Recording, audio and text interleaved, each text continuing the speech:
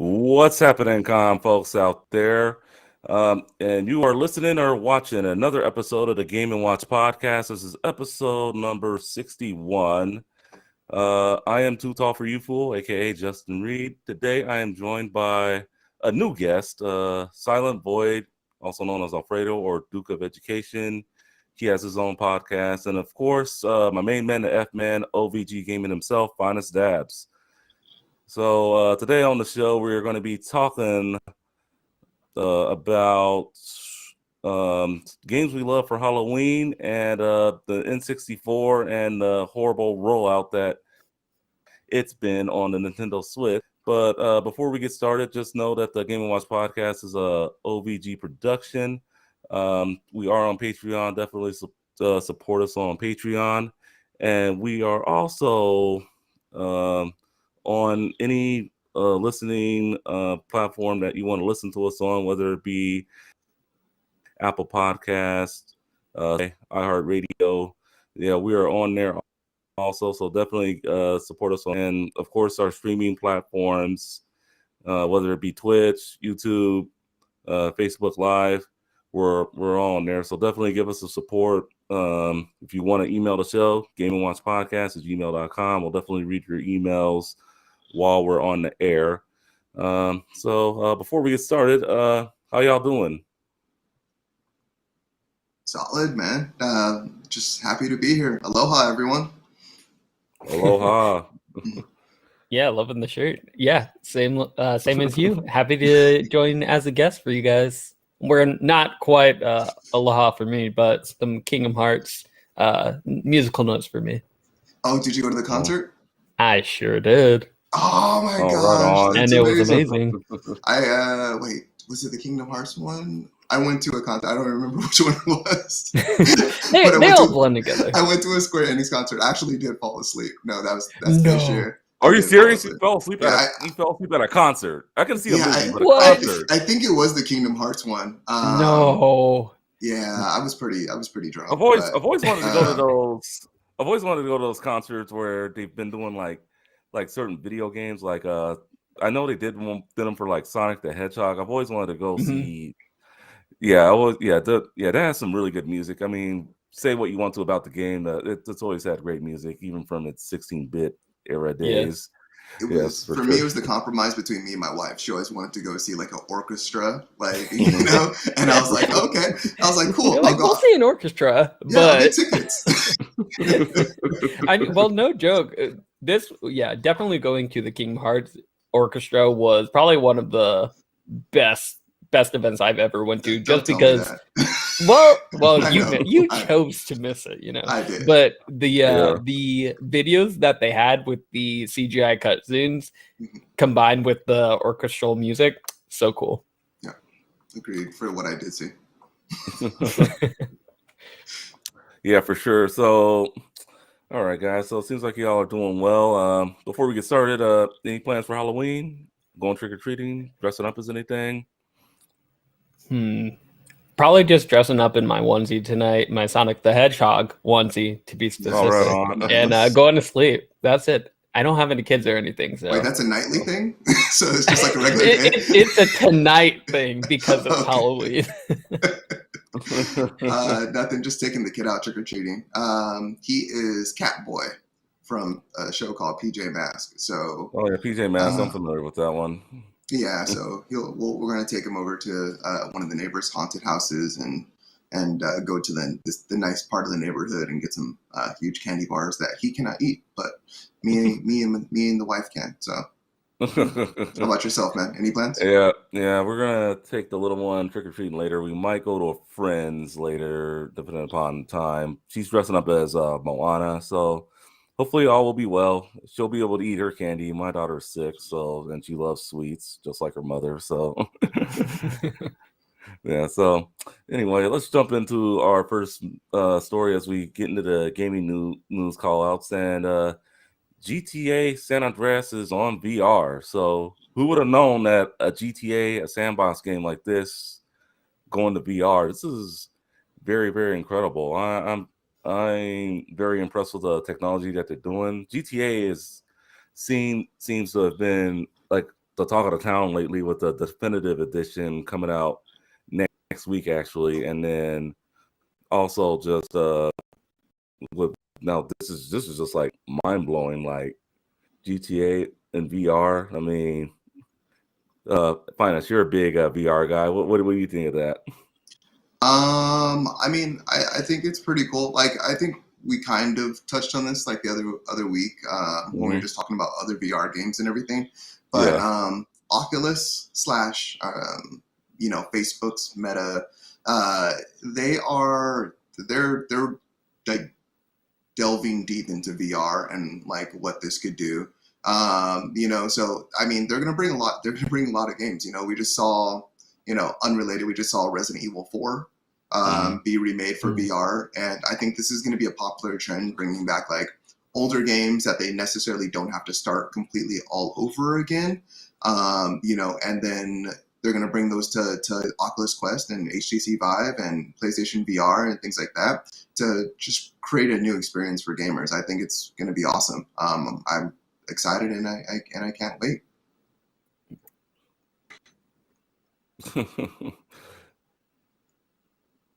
What Silent Void? What any thoughts on GTA San Andreas on VR?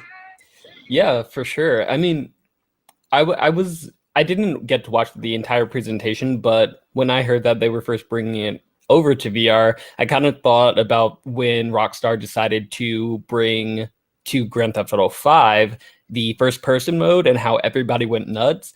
And I feel like this is going to be the same type of deal where now it's coming to VR, and with as big and huge as Grand Theft Auto is, Grand Theft Auto 5 in particular, and how many just copies they are still selling on a month-to-month basis. We see it's in the top 10 of just, of games selling on a month-to-month basis. I really think that this coming to VR is pretty big, and that it's definitely going to cause people to be like, ooh, I need to get a VR unit now because Grand Theft Auto is going to be on it. Grand Theft Auto just carries so much weight to it, and I feel like it's going to be a win-win for VR and helping people get more into the space.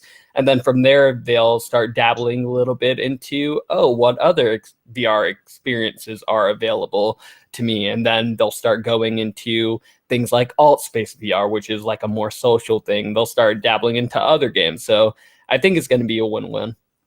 What are you going to say, Justin? Oh, no, you can go. You can go. Oh no, I was just gonna say, like, I do agree, but in terms of VR is a touchy type of thing to do in VR. Like, just having a game like this in VR is such a touchy thing to do, just because of like graphics wise. Higher fidelity like keeps you from like being nauseous and right. And the frame rate is just so important.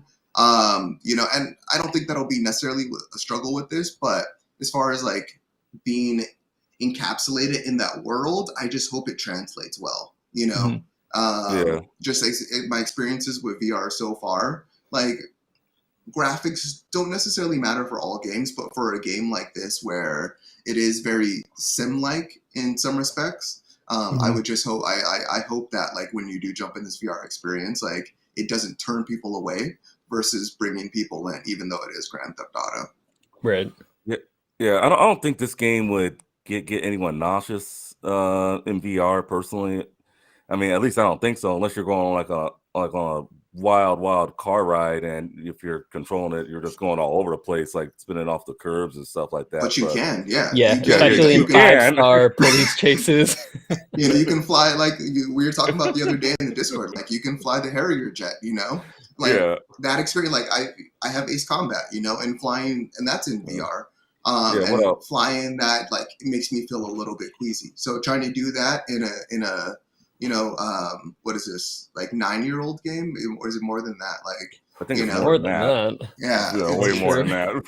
Yeah. So I mean, it's just gonna, it's gonna be a tough experience doing some of those more, just crazier things. Yeah, I don't see it. I don't see it on the level as Wipeout in VR. That I wouldn't need anything before playing that game if you want to do something in VR. But I think it's definitely a good thing. I think the VR space is getting a lot bigger with a release like this, even though it's a 9+-year-old game. But for the sense, I mean, we'll see what else can translate into VR. Maybe we'll see like a 3D platformer in VR, perhaps. Maybe like an Assassin's Creed game or something like that. I mean, that I think that'd be pretty awesome. Like if we were to do that in VR, or we could even do a fighting game, which leads us to our next topic. And this is going based off rumors, but apparently the WB is putting together a rumored leak game, another Smash Brothers like game. This sounds a lot better than the Nickelodeon one we've been talking about the past episodes back or whatever. But Warner Brothers is putting out a multiverses game, which has been leaked. Apparently, it's going to be characters throughout the whole Warner Brothers or WB circle, generation, whatever you want to call it. We're talking just beyond DC. We're talking like cartoon characters, like Rick and Morty, Scooby Doo, or Shaggy. I mean, would you want to see Shaggy versus Batman, or just something like really ridiculous? I mean, what kind of scenario would you guys want to see with a bunch of WB characters fighting? Just off the top of your heads, any thoughts?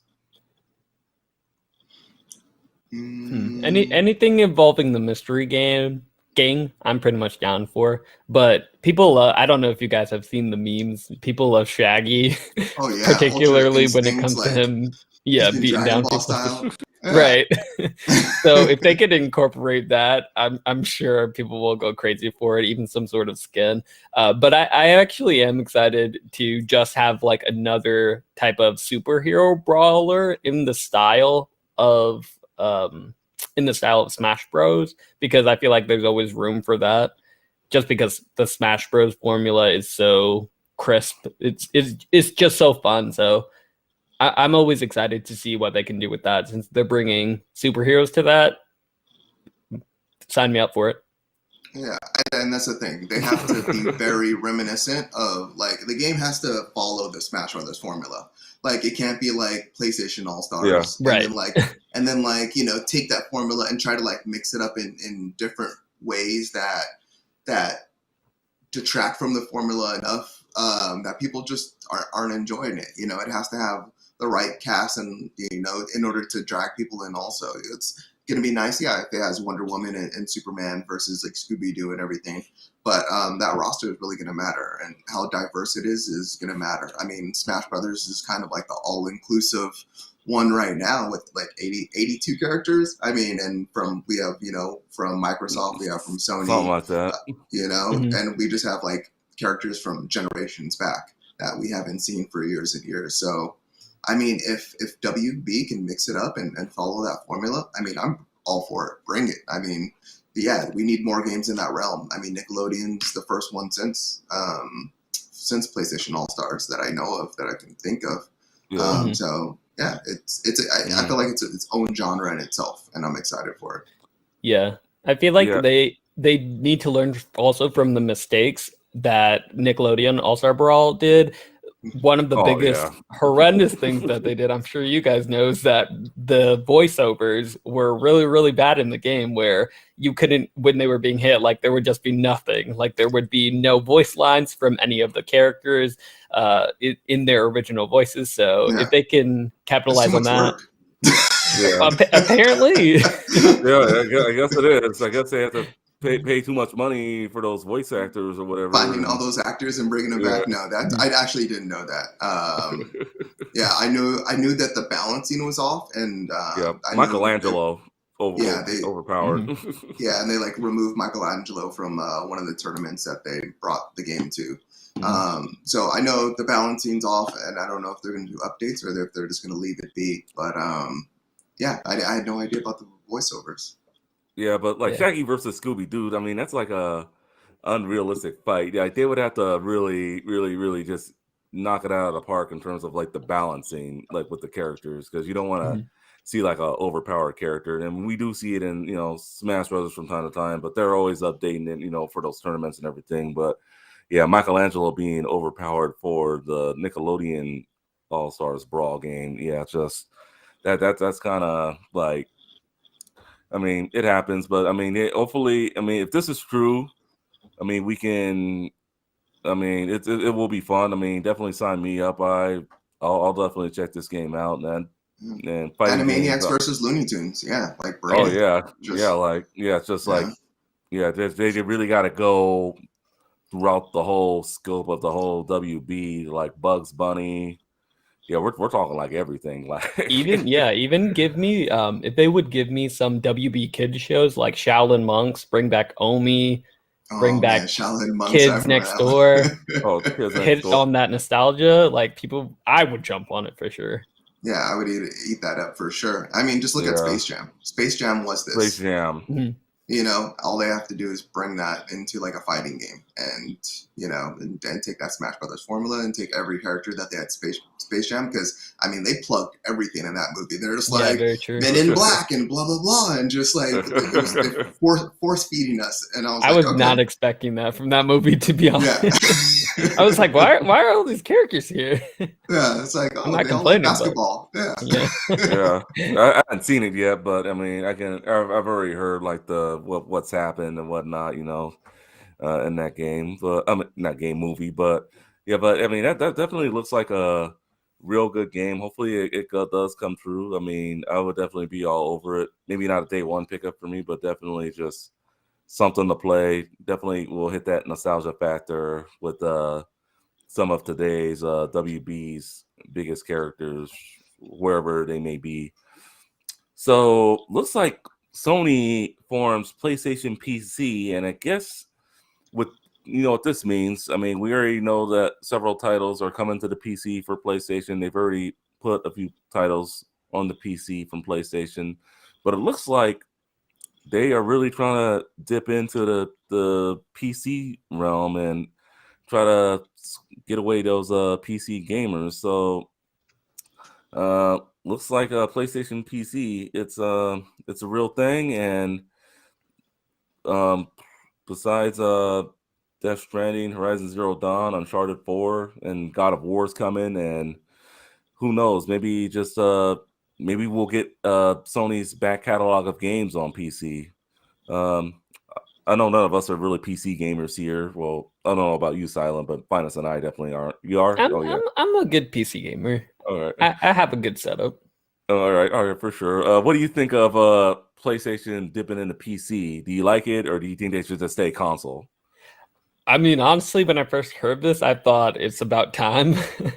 Just because I think everybody could see this coming also a mile away, because we saw them first try with, Horizon Zero Dawn coming to PC, and then they did most recently God of War. They've been trying to, push some games where they know, okay, there's a sequel coming. How can we generate hype or extend our reach so that we can dip into another market and then maybe get people to come over to PlayStation for the sequels? And I feel like that's exactly what they're doing with these games, especially with God of War Ragnarok coming next year.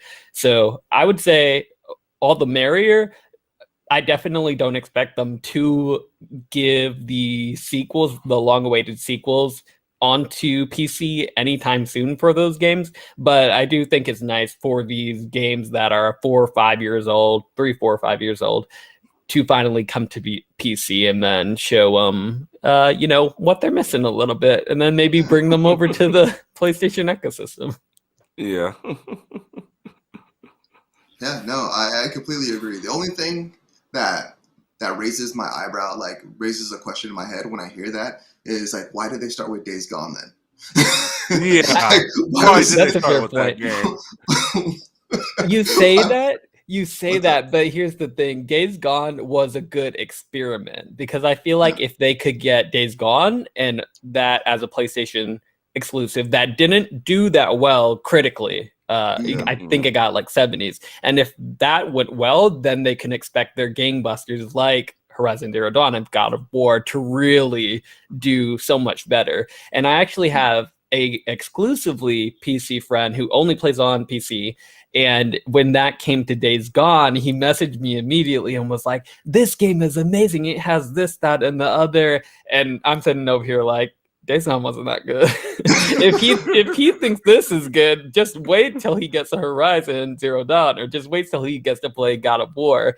Because honestly, PC games, you don't really compare to PlayStation exclusives, to be honest. So No. they're eating up, and they're gonna love it when these epic games come over. No, it totally makes sense. And like, all joking aside, I do completely agree with you.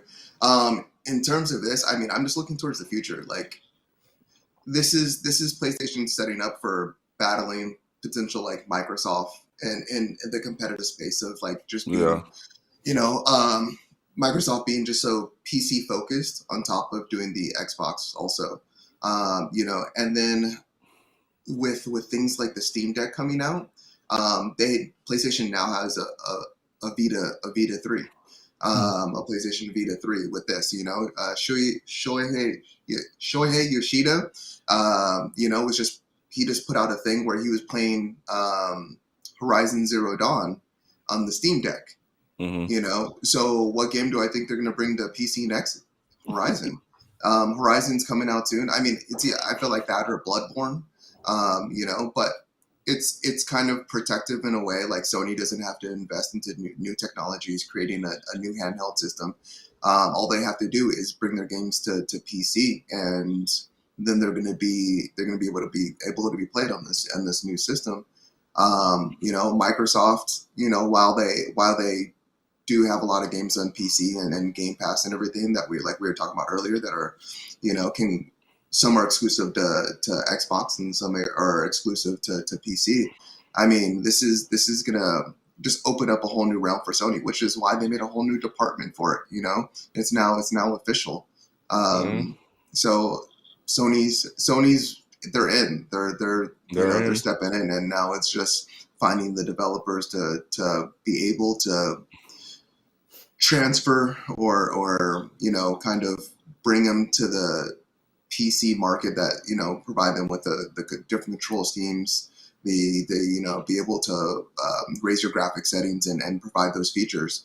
And I think that's the only thing that's really taking so long, is finding the developers in order to make their already established games that they already had come out years ago and do that. But it's definitely going to bring PC gamers to PlayStation, and it's definitely going to open that market, and it's going to just bring more eyes on Sony altogether. So genius. It's about time. Yeah, so definitely it's funny that you mentioned the Steam Deck. It's making me more and more want to pre-order the Steam Deck now, because the fact that you can play PlayStation exclusives handheld, that's just and you'll have Xbox amazing. Game Pass, and you'll have Steam, and you'll have the Epic Store. And all the emulators you want to add. It's open source, so all the emulators and viruses you want to add. But yeah, no, it's going to be something magical. I really feel like, and yeah, it makes me. I should have pre-ordered one, because now I'm kind of like, I'm kind of. I mean, I think it was only $5 to put down, but yeah, right now I think if you pre-order it, it's probably not going to get it until like over a year because of that. Yeah, 2023 probably. Yeah, because it's looking. I mean, it wasn't a day one pickup for me anyway, but it's just like I look at that thing, it's just like, God damn, man, I missed out. Celine, if you're listening, definitely let us know how that thing is when Apollo gets it. Yeah, he has one pre-ordered. Yeah. So, nice. yeah. So, speaking of PlayStation, we'll stick with them for a minute, and we are going to talk about the games coming out for the month of November for the PlayStation Plus. So we have 4 games here for the PlayStation Plus, and these are some pretty good games, I think. The Walking Dead, Saints and Sinners for PlayStation VR, Kingdom of Amalur, Re-Reckoning, Amalar, all right, Re-Reckoning for the PS4, First Class Trouble for the PS4 and PS5, and then Knockout City for PS4 and PS5. Knockout City, anyone? That was I played that a while back on my Switch. That is a pretty fun game, even though it's 3v3. I mean, just running around the city playing dodgeball. That's a pretty fun game. Yeah, so definitely, I would definitely recommend Knockout City for anyone that's into like community games. Like, you know, that's a good one. Be right now on the dodgeball. Like I said, who wouldn't want to run a dodgeball? Any of these PlayStation games you guys looking forward to? No. Oh, go for it. Okay, I'll take this one first off. Since we have Knockout City on the screen. Yeah, no, I mean, I'm excited for this one. This was kind of like one of those like free to play type of games that, you know, like of course you could have paid for it. But I was like, oh, like this would be just a cool game just to dive in and just, you know, with the family, friends. I was kind of just jealous of like Switch owners in that respect, and that they got to like play this one. It just seems like kind of like almost a Fortnite-esque free to play game, or not free to play. I keep on saying that, but it is free to play now. Now it's on PlayStation Plus. But no, I was excited for this game. It just looked like kind of just one of those games where you just don't have to think and you can just kind of run around and have fun. And you know, dodgeball is definitely an interesting take on you know this type of gameplay. It's not a shooter. It kind of reminds me of Splatoon in terms of like the style and just the aesthetic and just how fun it just looks to play. So I'm excited to jump in this one, especially since it's coming into PlayStation Plus. Yeah, same for me. I was actually looking for when this was going to happen because I did not want to pay $20 in order to play it. I think they did have some sort of trial, but on the Switch to be specific. But I just never got around to it, and I didn't want to play something like this where it was like a competitive battle royale of sorts on my Switch. I wanted my PlayStation to be able to do that. So now that it's finally free, I'm definitely gonna step into it and see if it's something that's gonna be my next addiction, basically. There you go. Yeah, looks very fun. Well, it's free if you have Game Pass, so definitely order the Game Pass if you guys don't have it. But it's definitely a fun game. I mean, it's the one I would recommend out of all these games. And yeah, when I played it on the Switch, it was free up until like you got to a certain level. Then you had to pay like $20 or something like that, and I wasn't gonna drop that money for it. But I mean, it's definitely a good game, so definitely check it out. And then we'll also jump into the Xbox Games with Gold for the month of November. Moving Out. Where's the other one? I'm sorry, Kingdom Justin, 2 Crowns, sorry, Rocket Knight, and Lego Batman 2. You're cutting out a little bit. Sorry. What were you saying then? I was the 4 games coming out for Xbox Games with Gold for the month of November. Moving Out, Kingdom 2 Crowns, Rocket Knight, and Lego Batman 2 DC Superheroes. Any of those games that you guys are looking forward to for the Xbox side of things for the month of November? Some good picks over there too. I'm particularly interested in Lego Batman just because I heard those games are good, even if you don't have any kids to play with It's true. for it. So it's about time for me to get into it, I guess. And then Moving Out, I was also really interested in because it was very, very similar, I believe, to Overcooked and Overcooked 2, which are some of the best local co-op experiences you can get. I do believe Moving Out, I want to say, is coming to Game Pass as well, or maybe something like that. So I don't know if they might be double dipping there, but I could be wrong. Nonetheless, I'm really excited to play that game. Yeah, Moving Out, I love Overcooked. Just number one was incredible. Number two, I never bought number two, but I see all the DLC coming out all the time, and I'm like very tempted, and like just trying to figure out like, is this more of the same, or like what makes this different? But it seems very reminiscent. It seems like there's like good humor to Moving Out, and like they were like in this trailer right here, they were of course taking all the stuff out of the home and everything, and then they were like, oh yeah, like one of the things you have to do is like also fight ghosts, and there it goes right there, busting ghosts. I did not know that. So just like I didn't know if that it has either. a Ghostbusters reference, I'm already on board. That means like we have a similar humor. But yeah, that sounds like a lot of fun. The only thing I worry about if it is like Overcooked, me and my spouse would get pretty mad at each other playing those games. Oh, having yeah. two Yep. chefs in the kitchen, so to speak. So if this is anything like Overcooked in that respect, be careful, who you're playing with, because you can fighting each other.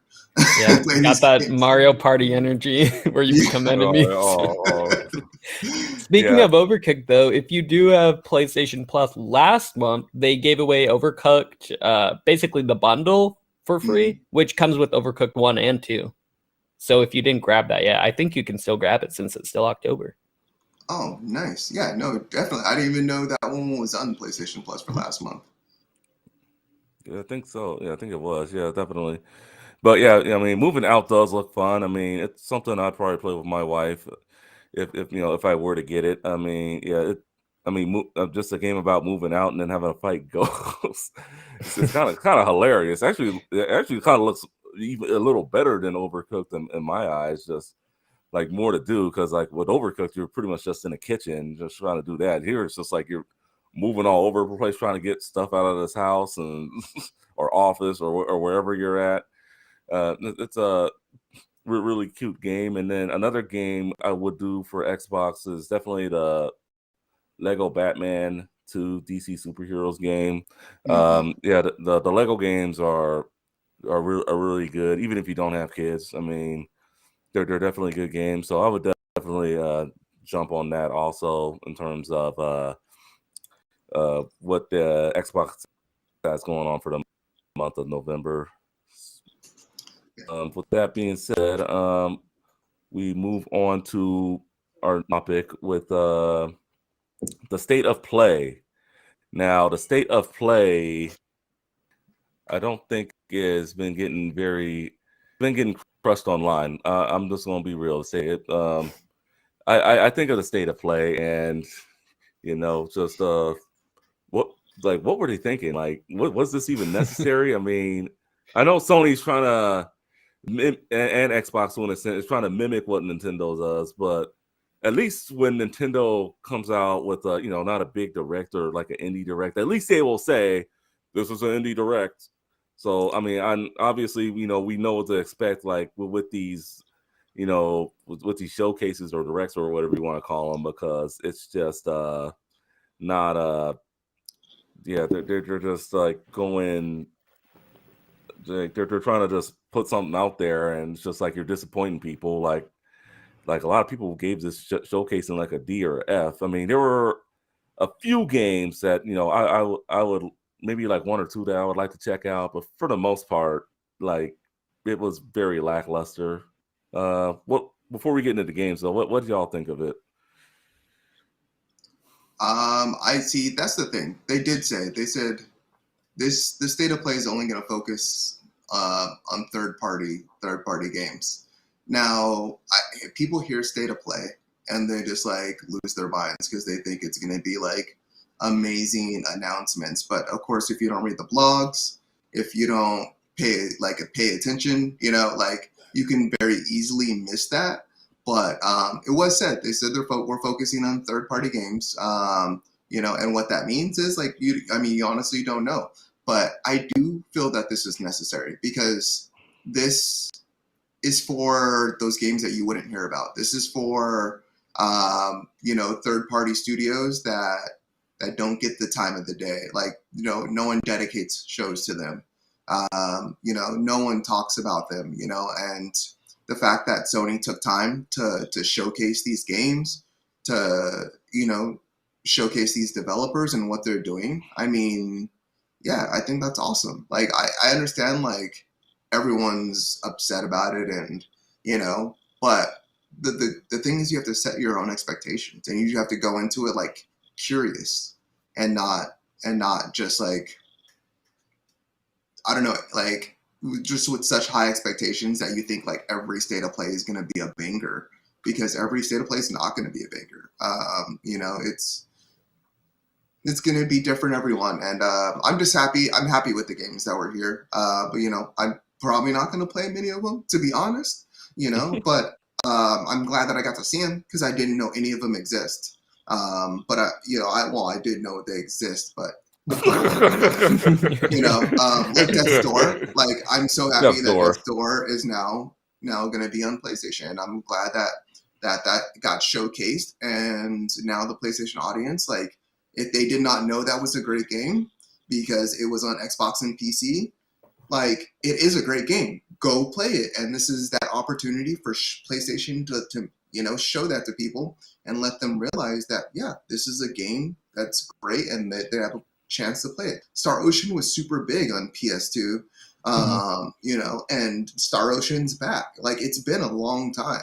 So they showcased it, and yeah, now you know it's out there, and now you have a chance to keep it on your radar, you know, and not be forgot about. So I'm happy, and everyone just needs to calm down, in my opinion. But yeah, that's fair. I was definitely on the side where Justin was at, where I was pretty disappointed in what they showed. I was aware that they said, hey, this is going to be third party, but I do feel like that statement in and of itself is far too broad, because when they said, hey, this is going to be third party announcements, what I was more expecting in line was not such an indie focused show, more along the lines of, oh, maybe I'll see some Square Enix stuff that I haven't seen. Things like Final Fantasy 16, which is a PlayStation exclusive, but we haven't seen in a while.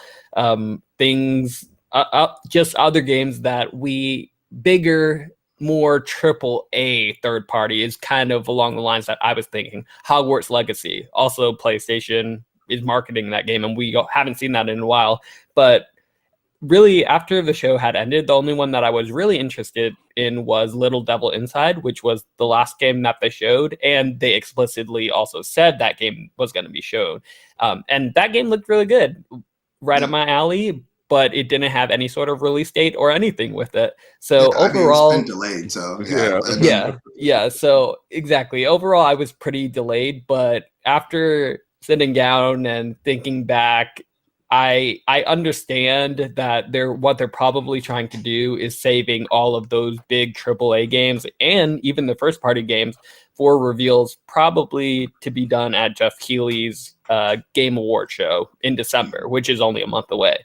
So I definitely understand why none of that was shown, but I'm still pretty disappointed because I do feel like most of these things probably could have just been on the PlayStation blog.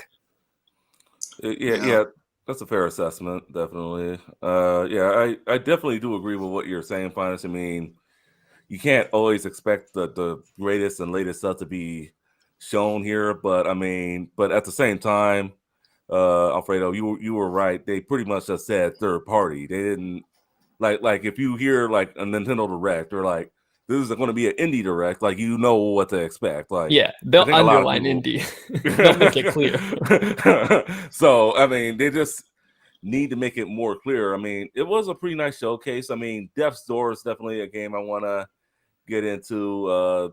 The Kart Rider Drift game, that's just a knockoff of a game we're not going to mention. But I mean, Star Ocean, that's been around since the PlayStation 2. It's good to see that one back. The Five Nights at Freddy's game looks pretty good too. I mean, it's probably not going to be a day one pickup for me, but it's something I can see myself playing later on down the line, or if it's like a discount in the PlayStation Store, I pick it up. I mean, looks freaky, gives you that Halloween feel, I guess you could say. But my question to you, or both of you really, is why do they have to be more specific? Because you, as the consumer, the person that they're speaking to, gets their expectations up. They said state of play. We've had such a mixed bag of state of plays. We've had a one just dedicated to Horizon. We've had one dedicated to Death Stranding, where it's just one game. We've had other ones where, they VR. do just indies. We've had one that does VR. It's, and I think that's what you have to go into. You just know, I almost at this point think it would have been better if they didn't say anything. Because that's what people are treating. That's what people are treating it like. Third party's third party. Indie is such a diluted word. What's indie now? Is indie a small team? Is indie a small budget? Is indie just not AAA? What is AAA? All these words, they mean very little at this point, and it's just PlayStation just wanted to show games, show you some games, and for people to trash on Sony for showing that these games that people are that people are making, that developers are making, they're spending time on. For me, I just don't feel okay, it would help next time so Sony could avoid this to be more specific. But in terms of should they have to, I don't feel like they should have to. That's like me saying oh, I'm gonna go out, and I step outside and walk back in my house, and then my spouse is oh, I thought you were gonna go out. Well, I did. I stepped outside.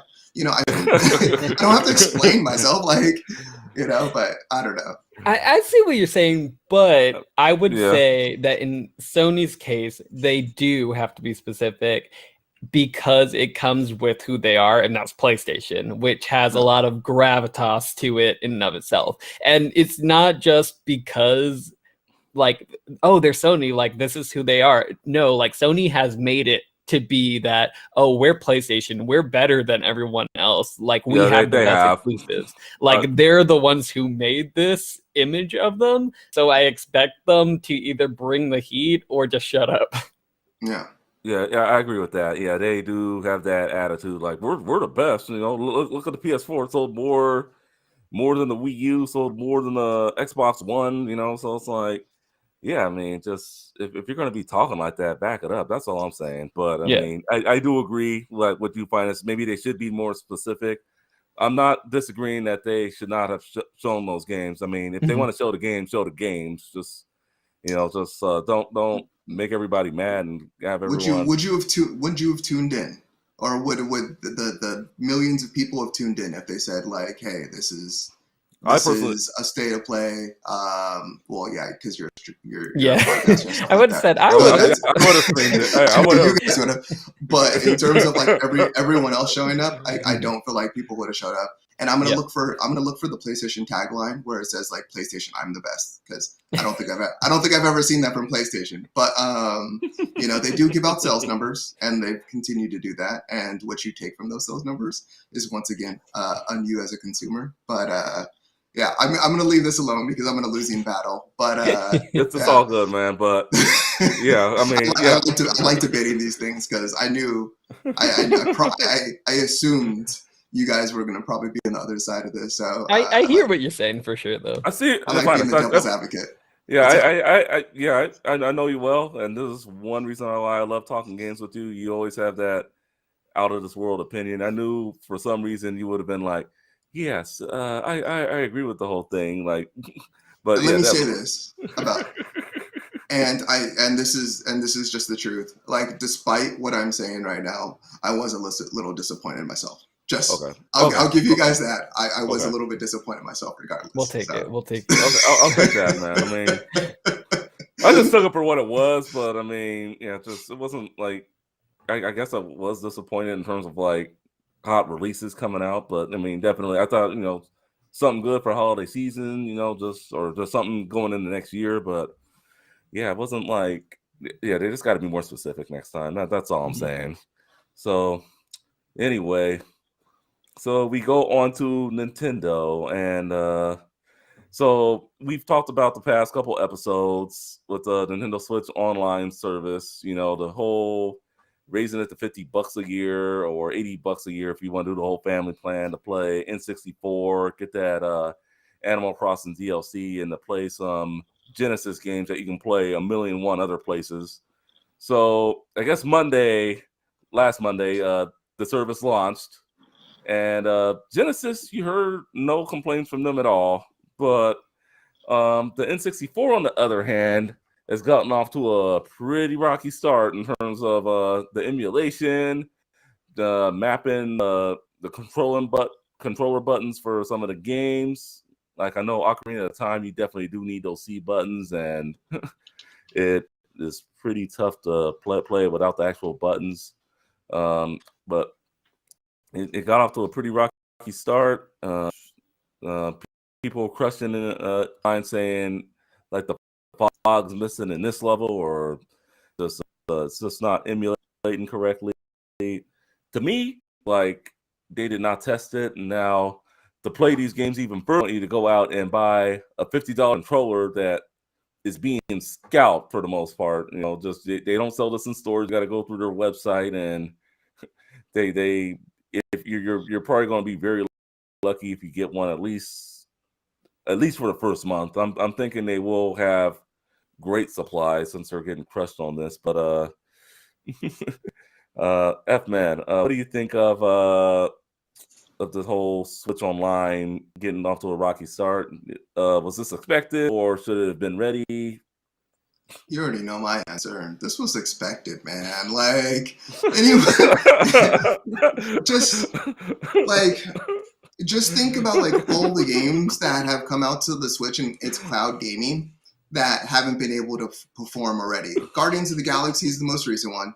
It's not performing on the Switch. You had Control on the Switch. You have Kingdom Hearts, we'll see, and there's a reason why there's only a few games that are coming out to the Switch and trying to do cloud gaming, because the Switch can't handle it. I mean, the Switch is a wonderful device. It honestly, I love how Nintendo just changes the game. Like, with like almost every console iteration, I love how they change the game. But it's an underpowered piece of hardware. And Nintendo isn't known for emulation, they've been accused of taking other people's emulation, and we've seen the what was it, the last console that was it the Super NES Mini?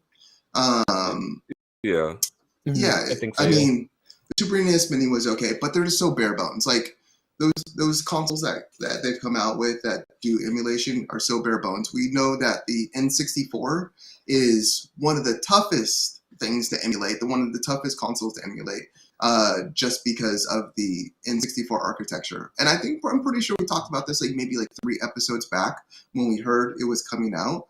But yeah, I mean, the price is a whole different issue. Yeah, we talked about the price. Yeah, as far as this, I already knew Nintendo fans were going to pay for it regardless. I just didn't know what they thought they were. I don't know what they were expecting when Nintendo said they're going to bring these games to their online system or online network or whatever, because I mean, it's already bare bones. Like, you just look at what they previously done, and it tells you how this was going to come. Like, you got to look what they were doing before. And I'm sorry, I'm just rambling because I'm just so annoyed by Nintendo. But what do you guys think? I mean, Yeah, pretty much everything you said. But the thing is, like, although, I would expect, obviously, the Switch can't handle something like Control, something on a AAA level. But this is a Nintendo 64 game. All of these are Nintendo 64 games. So I at least was holding out hope that it could handle a, 30-year-old game at this point, almost. And the fact that it can't, and people are having issues where I believe we were talking about this yesterday, but with some of my other Dukes, but we were talking about how the longest recorded, even the input lag for this, and the longest recorded input lag was something crazy like 10 seconds for this Nintendo 64 game that, came out just fine when Super Mario 3D All-Stars, or whatever that game came out with, which had Super Mario 64, but now that it's come to cloud gaming, it suddenly is having all these problems. I just don't understand. Yeah, how's there no button mapping for this game? Like ridiculous. Like, come on, like button mapping. You seriously, like, Nintendo needs to change, like, with this whole button mapping thing, and then it's just horrible. But on the Genesis, I just don't know how they did not QA this game. Like, how did they not QA their like own online network prior to putting these games out? Because I don't know which game it was, but one of the games that requires the expansion pack for the controller, it tells you that you need the expansion in order to play the game.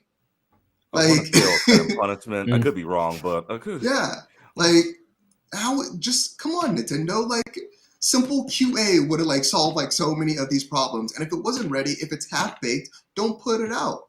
Like, but I mean, people are paying for it regardless. Yeah, like, I mean, they're gonna buy it. Yeah. So who am I to say? I guess I'm the insane one.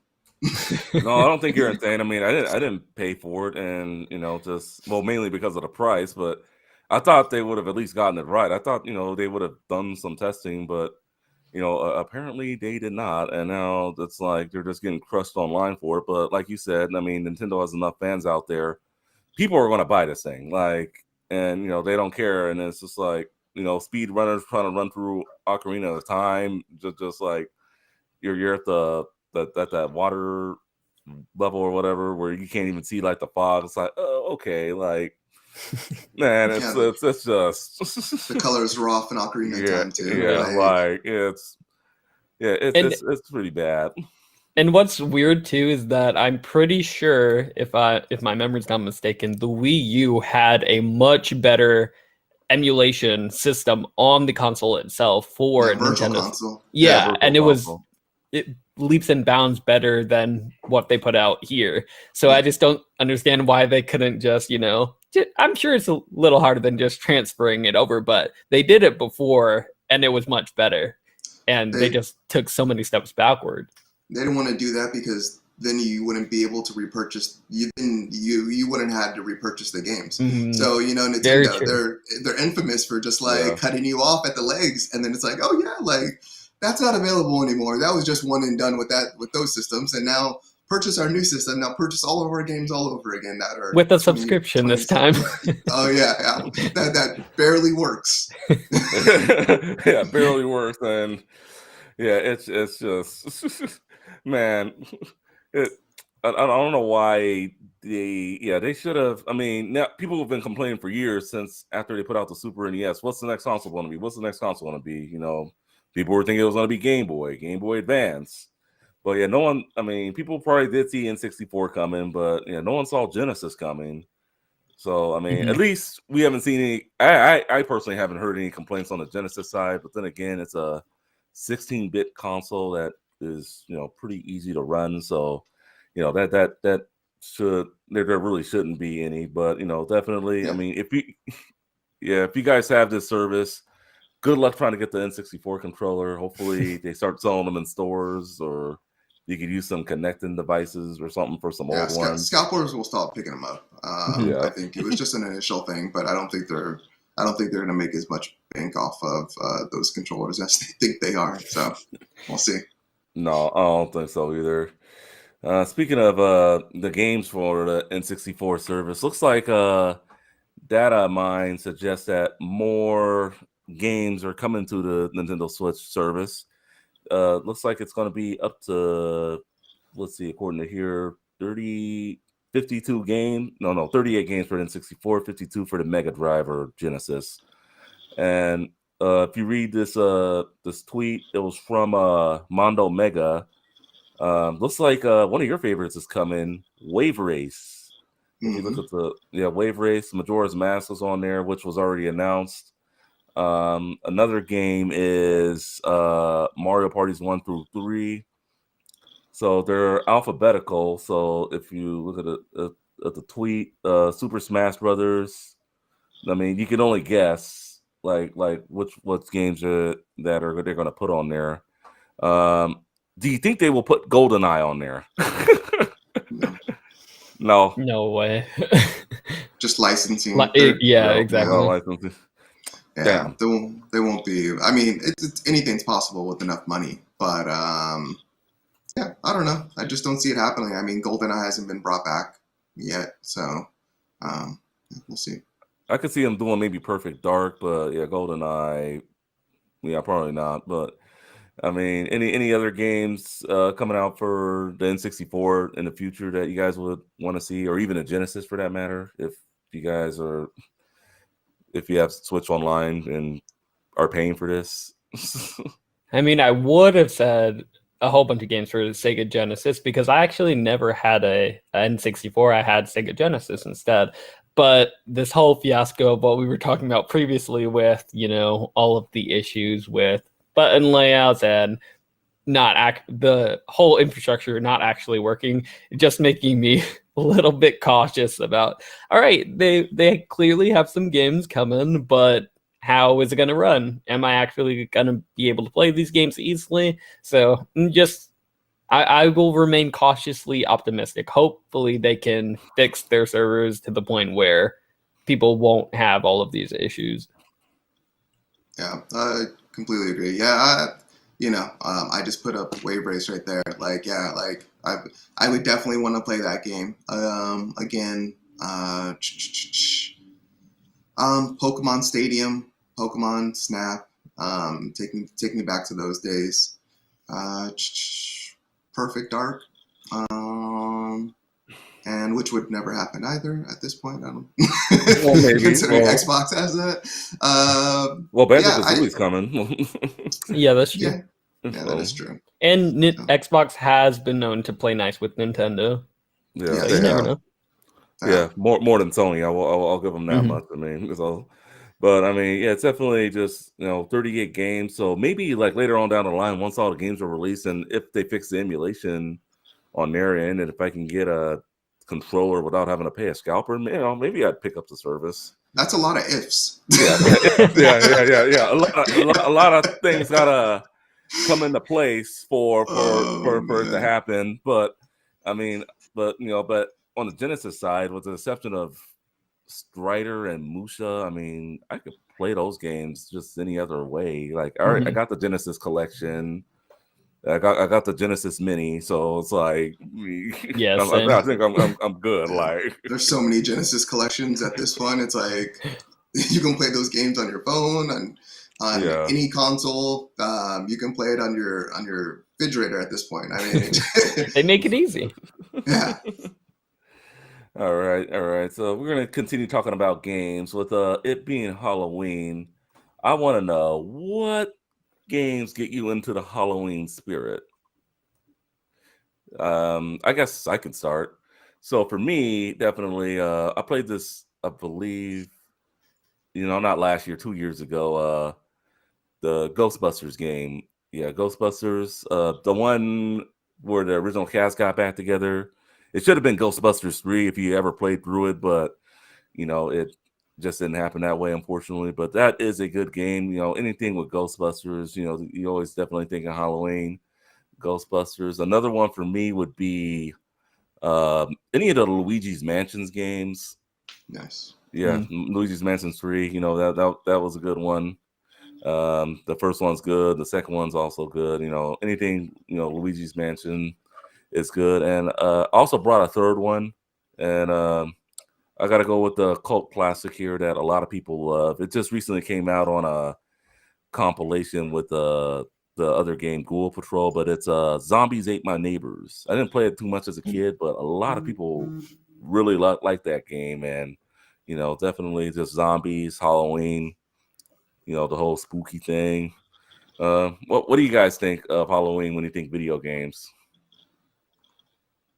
For me, it would be, well, the first thing that comes to my mind is Dead Space. So Dead Space, oh yeah. yeah, like those necromorphs and just like chopping off their limbs and just running through that space. I can't wait till I can't wait till it's remade. Even though that game like holds up so well. Did you like the third one? No. Wait, third one? There's Yeah, a third Dead one? Space 3. Yeah, with no, co-op. Co-op was introduced in number 2 though, right? And then it was in number 3 also? I think it was introduced in number 3. Okay. No. I never played number 3. So I mean, you're not missing out much. Yeah, Because most people don't obviously. like that one because it was co-op and more action focused. That's probably why. That's probably why I never picked it up. And then the other game is Bloodborne. So Bloodborne, that's a good one. Yeah, I think Bloodborne is maybe one of the best Halloween type of games that would get me in the spirit of this last generation now.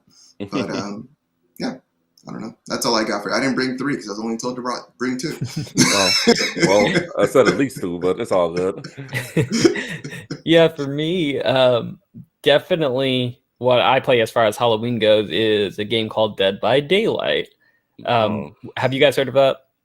Heard of it? Yeah, I've never played it. It's basically a 4 versus 1 competitive game. It's an asymmetrical game where it's basically 4 survivors versus 1 killer, and there's a whole bunch of survivors with different perks, a whole bunch of different killers with different perks, and basically the survivors have to repair these generators in order to try to escape the killer before he kills them, essentially. So yeah, so basically it's just really fun. You're running. I always play as a survivor. You're trying to run away from the killer, make sure you don't die is the name of the game.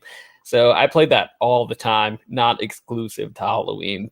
Even more during Halloween, but is that made by the developers that do Until Dawn or no? No. Okay. So this is made by Behavior. Dead by Daylight is made by Behavior Interactive. Don't quote me on that. Okay. Behavior is in their name. I can find it. But no. But that does bring me to my second game that I love to play around Halloween's time, which is the Dark Pictures anthology series, which is made by Supermassive Games, who did make Until Dawn.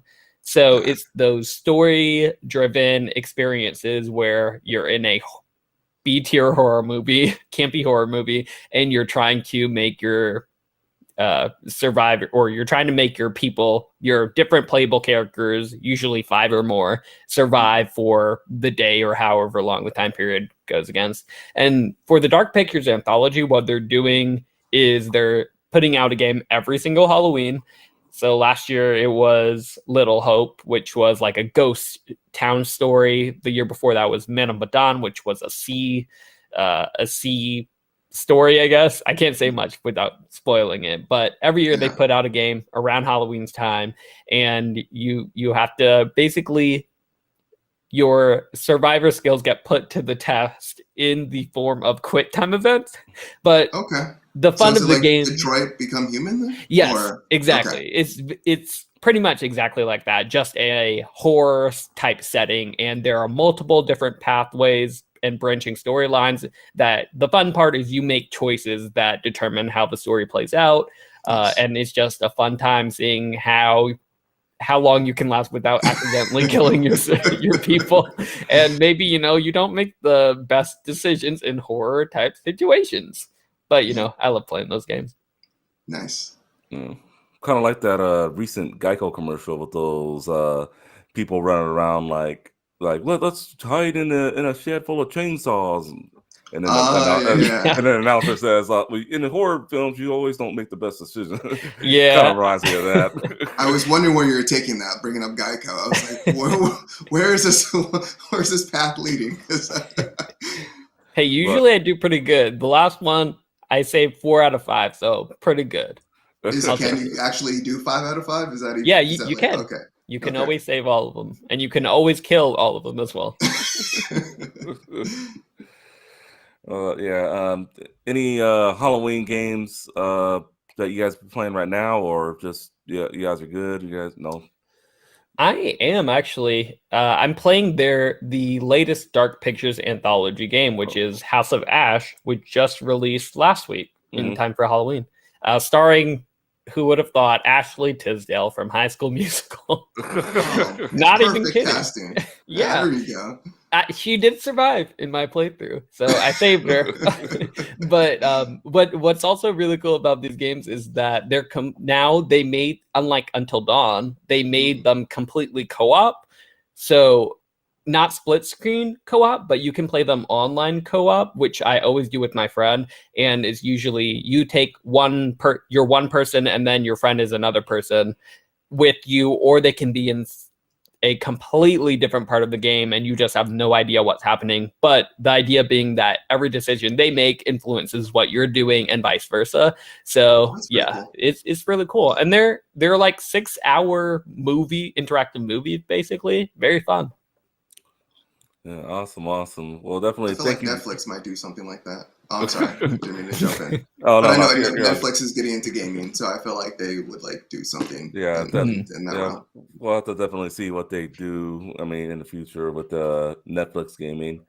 But yeah, definitely with Halloween, just being around this time, Halloween spirit, figured just talk about something fun. Thank you guys for that.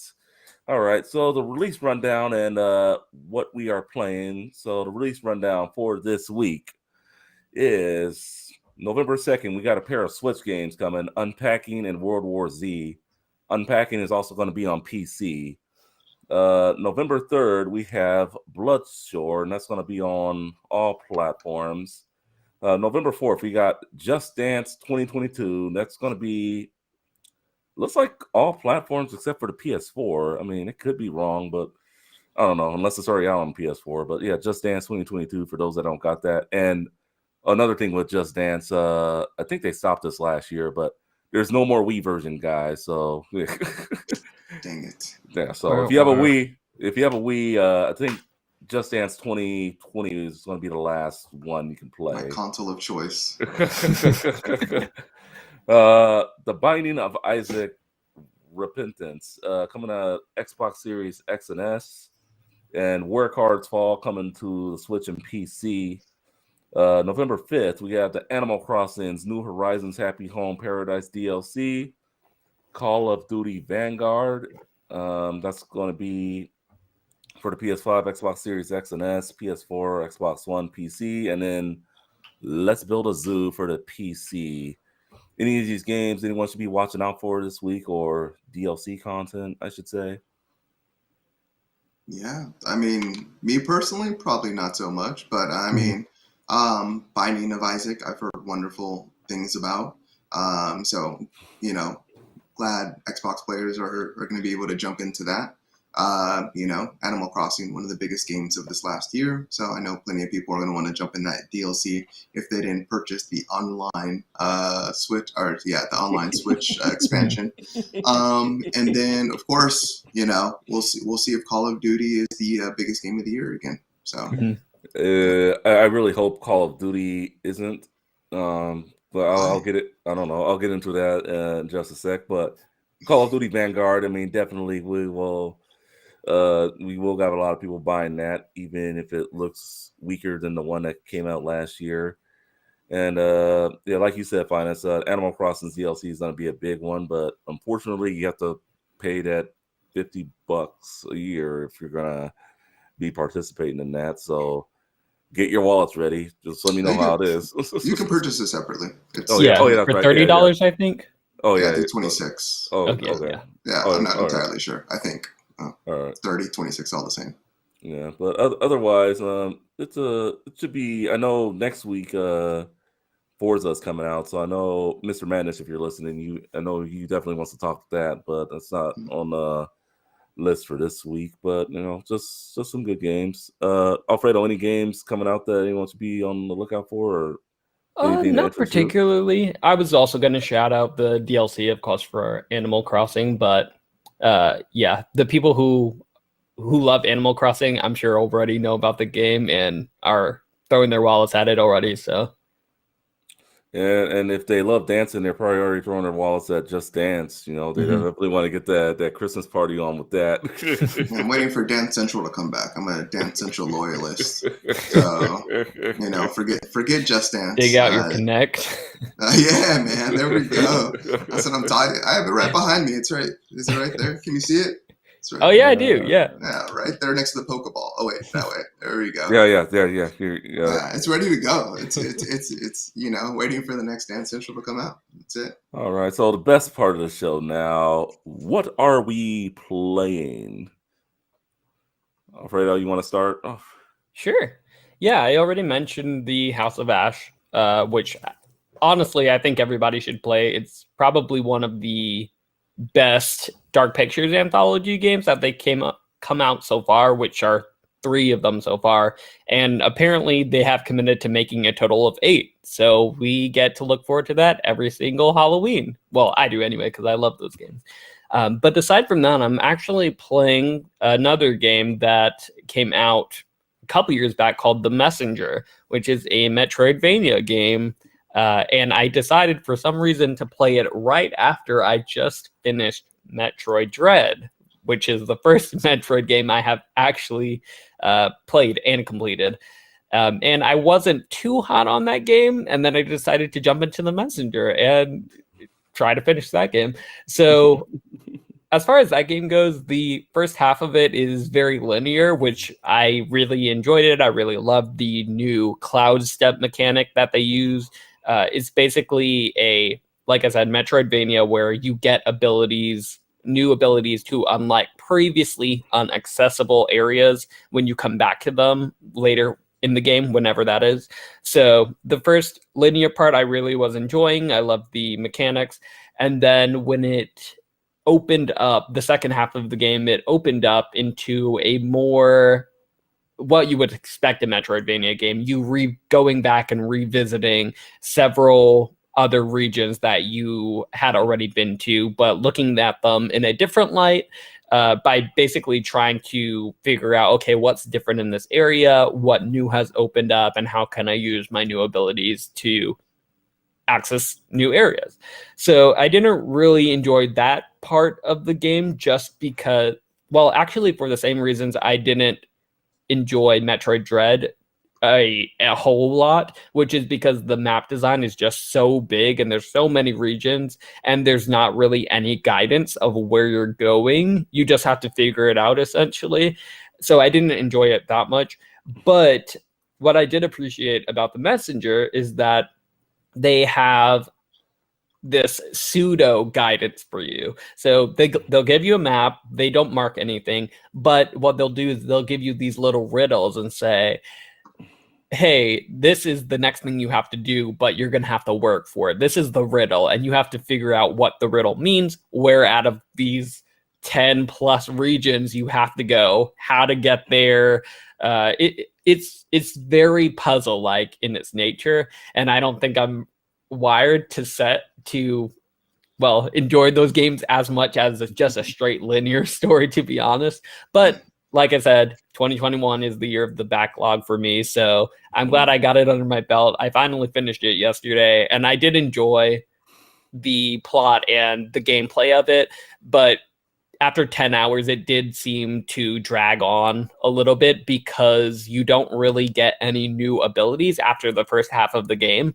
Unlike Metroid Dread, where they were constantly giving you new power-ups, new ways to use everything that you're getting. So both games definitely had their pros and cons. So it was interesting coming off of Metroid Dread to go to Messenger and then see, oh, you did this better, but you did this worse. So I definitely enjoyed them playing them back to back and seeing the differences there. It reminded me of the Ninja Gaiden when I took a look at the Messenger. Yeah, very much so, like old school Super Nintendo or GBA For sure. one. Yeah, the Messenger. Yeah, I've seen that. I've been thinking about jumping into it for a while, but just after hearing your review, I might give it a crack later on down the line. But yeah, there's a little too Ninja Gaiden for me. So I was just like, yeah. But you know, I mean, you're telling me it's pretty good, so Yeah. I might definitely give it a check it out. Especially if you enjoy Metroidvanias, then this is probably right up your alley. Yeah, for sure. Finest, man, what are you playing? Let's see. So I am playing Guardians of the Galaxy, kind of, sort of. Sort of. So yeah, what's that mean? So I went to go pick it up last week, and then of course Best Buy didn't have it. So then I went yesterday to go pick it up, which was awesome. But then when I got home, I popped it in my PlayStation. There was a 11 gig download right off the bat. Yeah, so I was drinking beer. I was chilling, trying to play that game, and yeah, it just took forever to get into. So by the time I jumped in, I was actually like pretty done. But so what I did do in the game was the first thing you do, and this is no spoilers because this is literally the first thing you do when you get into the game. You're Peter Quill. You're in your room, and you're listening. Well, you're talking to your mom, and she's like talking to you, whatever, and she leaves, and you're like listening to music. So yeah, and I was just like listening to this made up band, Star-Lord, that's in the game, and they have the entire album on the cassette tape that while he's like sitting in his bed playing, and I was just listening to that music because I got these new headphones, and these are the PlayStation 5 3D, the Pulse 3D ones, and it just sounded incredible. So I was listening to the album, just kicking back, and that was pretty much it. I fell asleep on the couch. So that's as far as I got into the game. So I literally turned on the game. Yeah, I turned on the game. Well, I was on Peter's bed. No, I didn't fight anyone. So that's as far as I got. I was actually gonna play. I was like, my plan was to play it for like 5 hours just so I could like talk about it today. But of course I didn't get that far. Other than that, throughout the week I was playing Hades. So nice. Yeah, that was a good time. I love some Hades, and Matt showed me some later gameplay. He's done I think it was like 111 runs or something like that in one of his files. And he was just like, it looked like a whole different game from what I'm playing right now. So I'm looking forward to that. But yeah, that's it. And I'm going to play Guardians after this podcast, and I will be talking about it more next week. All right, for sure. Well, for me, it's been kind of a busy week for me. I played some Hot Wheels Unleashed. Definitely just messed around there. Gotten into the racing groove. I also played Metroid Dread. No, not well. I did play Metroid Dread, but let me get back to that. I played Tetris 99 to get that Metroid Dread theme. Oh, that skin. Yeah. I had to get that. So yeah, I definitely got that. And then I played some Super Turrican, the director's cut, which is on Super NT that I recently just got. That game is really, really hard. Well, maybe not that hard, but I can only get to maybe the 5th level or something, and then it's just like, oh man, like, do I really want to go again? Like with all the continues. That game's like super old school. It reminds me of like Mega Man, but like not. I mean, it's just a platformer. It's a platformer. Terms, but yeah, that game seemed just so old school. Yeah. Well, I mean, I'm having fun with it because even though I had a Super Nintendo back in the day, just I didn't really play a whole lot of run and guns on the console, so it's like, okay, let me give this a shot. And, it's fun. I mean, the second one's also downloaded on there, but it's just like one of those games I just didn't really like. The whole genre in general just didn't really play like a whole lot of run and guns. Mm-hmm. So it's I'm having fun with it. I do want to beat it. I was trying to look for like a cheat code, but since it's the director's cut, I can't find one. I know I could probably find one for the second one, but yeah. So does anyone miss cheat codes? Because I know I do. I feel like they put a lot of them in like the actual settings of the game, but nothing will beat like putting in the button inputs. Yeah. I just want to pop in a Game Shark or something, or pop in a cheat code like Game Genie. Yeah. But yeah, definitely the Super NT, definitely the best Super Nintendo console I've ever played. I love it a lot.